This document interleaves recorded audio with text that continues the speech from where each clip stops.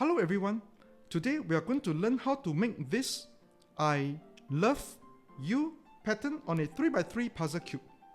About a year ago, I've made a similar tutorial video on how to make this pattern using stop motion animations. So if you prefer learning through stop motion animation, you can click on the video link above. I will also leave the link in the descriptions below.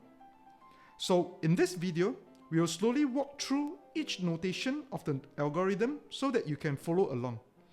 Alright, are you ready to make this pattern? Let's go! So to make the I love you pattern, we will first position our puzzle cube with the yellow side on top and the red side facing towards you. Ready? Here's how the algorithm goes. U prime, B, R prime, B2,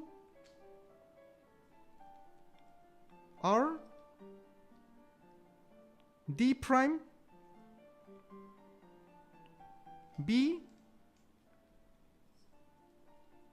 U prime, R2, B2, R, U2,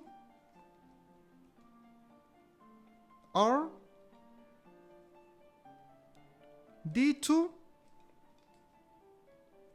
L2, F2, L2, D prime. With that, we have successfully created the I love you pattern.